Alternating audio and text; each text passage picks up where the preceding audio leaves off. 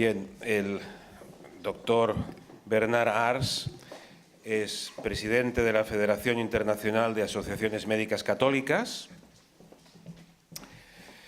Es otorrino, pero con una gran inquietud humanista. Da clases de antropología en la Universidad de Namur. Ha escrito diversos libros. Hay uno que me tocó especialmente, que es Fragilité, quelle est ta grandeur. El doctor Ars ha viajado por medio mundo, ha estado en África, en Asia, muchísimas veces, y ahora le ha tocado la pesada carga, porque es una carga pesada, de presidir la Internacional de Médicos Católicos. Él nos va a hablar en francés, tiene un francés muy bonito. Tienen ustedes o les han dado la traducción al castellano. Y sin más preámbulo, doctor Ars tiene la palabra.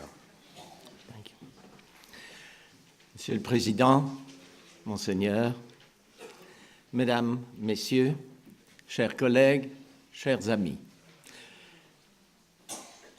permettez-moi de remercier la Fondation Casa di Misericordia de Barcelone ainsi que le docteur José María Simón Castelví pour leur invitation à prendre la parole ici aujourd'hui.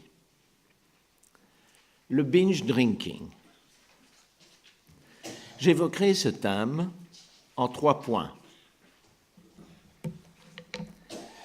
Les constatations sociétales, les mécanismes neurophysiologiques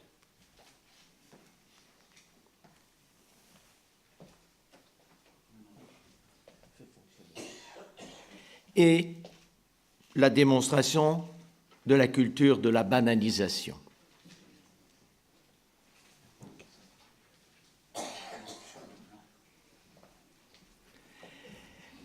Aujourd'hui, chez les jeunes, l'alcool est la principale drogue. La vogue est au binge drinking. Mais qu'est-ce que c'est donc que cela? Le binge drinking consiste à absorber de très grandes quantités d'alcool fort, vodka, gin, rhum, en un temps très court, au minimum plus de 5 verres de 25 centilitres en moins de 2 heures. C'est une pratique arrivée au début des années 2000 des pays anglo-saxons. Dans notre société actuelle, entre 13 et 15 ans,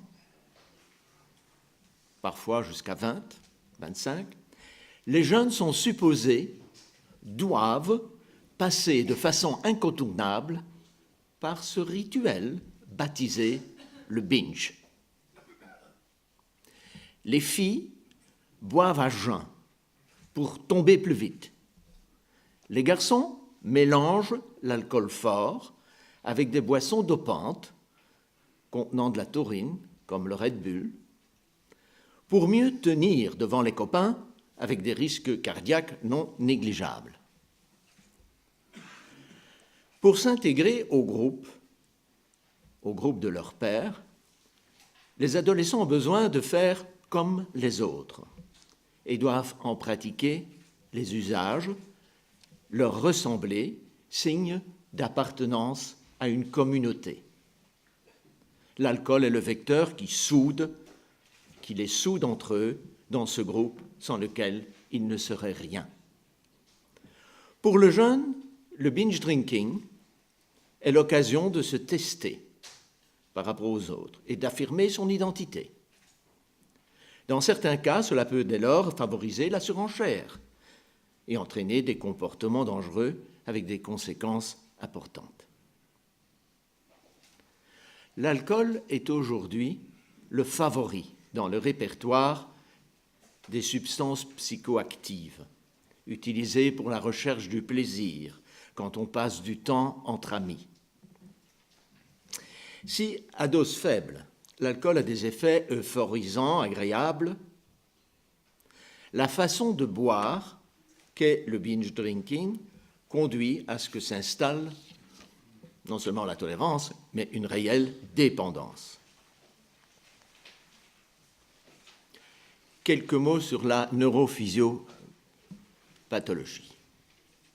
N'étant pas un expert en addictologie et en alcoolologie, mais néanmoins médecin, permettez-moi cependant d'évoquer le mécanisme neurophysiopathologique de la dépendance à l'alcool. L'alcool perturbe de nombreux systèmes de neurotransmission, dopamine, GABA, acide gamma-aminobutyrique, glutamate, sérotonine ou acétylcystéine. Une concentration cérébrale très forte en alcool suffit à perturber l'activité du GABA. À faible dose, on a un effet tranquillisant, une désinhibition comportementale. À dose plus élevée, un effet sédatif et une difficulté de concentration et de coordination des mouvements qui provoquent des pertes d'équilibre. Quand la prise d'alcool devient chronique, elle entraîne une désensibilisation des récepteurs GABA, ce qui augmente encore la tolérance. Les effets a priori plaisants de l'alcool sont surtout reliés par la dopamine, dont il augmente de 25 à 50% la concentration dans le noyau cérébral accumbens, impliqué dans le circuit de la récompense. Tout tourne autour de ce circuit de la récompense. En effet, l'effet de l'alcool usurpe le circuit des récompenses naturelles pour lesquelles notre cerveau est programmé. Au début, les consommations associées au plaisir de boire ensemble, de voir un binge drinking, activent les circuits de la récompense, placés sous le contrôle inhibiteur du cortex cérébral. La perte du contrôle favorise la suractivation des circuits de la récompense, la motivation, ainsi qu'une mémoire conditionnement. Elle entraîne une exagération de la valeur attendue de la drogue, provoquant la poursuite de conduites à risque. L'addiction à l'alcool se caractérise par un désir impérieux et urgent de consommer de l'alcool, l'apparition d'un syndrome de sevrage à l'arrêt de la consommation et un état émotionnel négatif.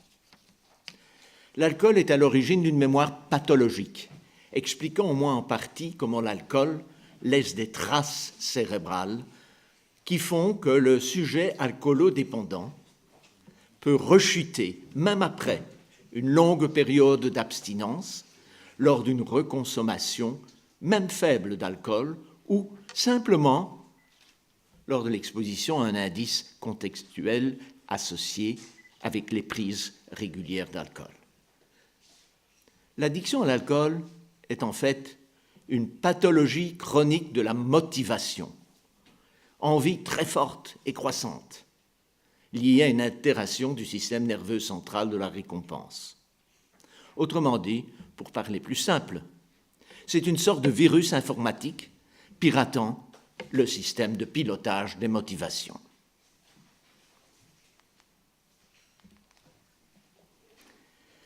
Parce que le point crucial de la prévention est de rompre l'association entre la consommation, son contexte et la récompense, il convient de dénoncer les stratégies publicitaires visant les jeunes. Pour atteindre plus directement les producteurs de boissons alcoolisées, privilégient les principales techniques marketing suivantes. Le marketing viral, qui est celui du bouche à oreille. On fait du jeune l'ambassadeur de la marque, en attirant son attention et en l'encourageant à transmettre son message à d'autres jeunes. Autre technique, le marketing dit tribal, consiste à utiliser le langage des adolescents, et à créer un groupe social, une tribu, autour d'un produit. L'undercover marketing consiste à promouvoir un produit, une marque, en dehors de toute publicité, par exemple en le plaçant dans une émission TV, un film, un clip musical, et ce, afin de le normaliser, et en misant sur son omniprésence massive lors d'événements organisés et ou fréquentés par les jeunes, tels que les championnats sportifs, les festivals. La publicité des effets positifs consiste à mettre en valeur les effets supposés positifs de l'alcool tels que la convivialité, par exemple, en affirmant que l'alcool conduit au dépassement des inhibitions, à l'épanouissement, à l'intégration sociale et à la réussite amoureuse. Le produit sur mesure. Afin d'atteindre le plus de jeunes possible, de nouveaux produits alcoolisés, plus sucrés, plus fruités, plus décalés par rapport à ceux ciblés par les adultes, apparaissent. Tout est adapté pour séduire le jeune. La contenance réduite afin de limiter le prix de vente, le vocabulaire jeune, employé dans la communication, le conditionnement attrayant, voire ludique, en un mot, on en fait un produit branché. Plus grave encore, on tentera d'initier les jeunes, les enfants de bas âge, à titre d'exemple, les alcopops ou les prémix, qui sont des mélanges d'alcool et de limonade, les chillers, des glaces alcoolisées présentées sous forme de glaçons, des bières fruitées. En tant que parents et citoyens, la santé de nos enfants est notre affaire à tous. En guise d'initiative de prévention, il convient d'agir auprès de nos élus parlementaires afin qu'ils légifèrent sur la mise en place de digues de protection qui certes n'interdisent pas la liberté et le droit de consommer, mais soumettent l'usage de l'alcool à des conditions. L'alcool n'est pas un produit anodin. Dans les milieux universitaires, académiques, il convient de faire réfléchir les jeunes sur le fait qu'on fait d'eux des esclaves et qu'une réflexion en profondeur sur la vraie liberté, la vérité vous rendra libre, implique de ne pas entrer dans des mécanismes d'addiction, de dépendance économique. Autre point. Alors que l'attention à la personne humaine est un bien commun, car elle permet de penser et de distinguer ce que nous pouvons faire et ne pas faire. Elle devient une ressource exploitable et trop exploitée.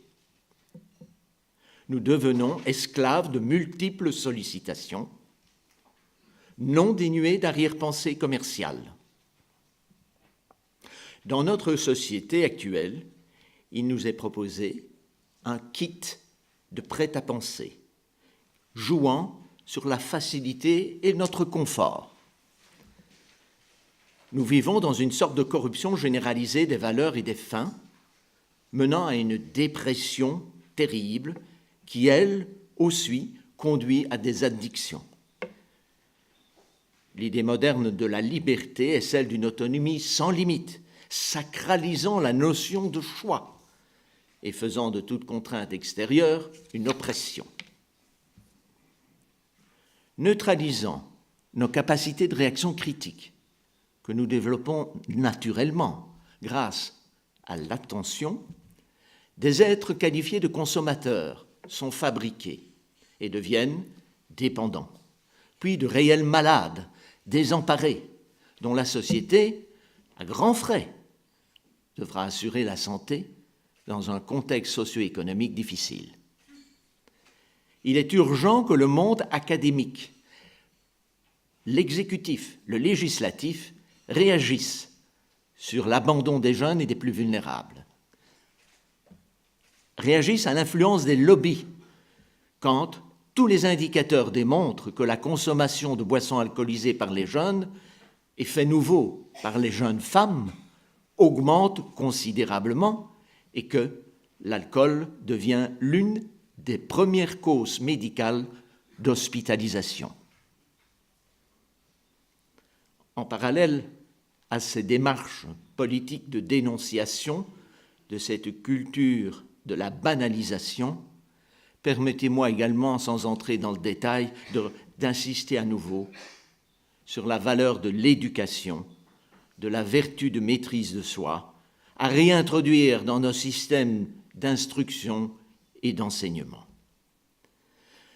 Pour apprendre à dire oui à ce qui est vrai et noble, nous devons apprendre à dire non à tout ce qui est nuisible. Et pour message final, 2 citations.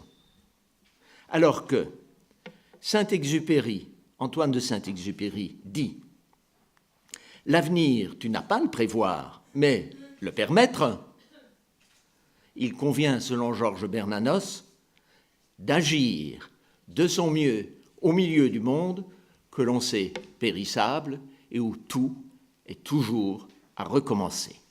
Je vous remercie pour votre attention.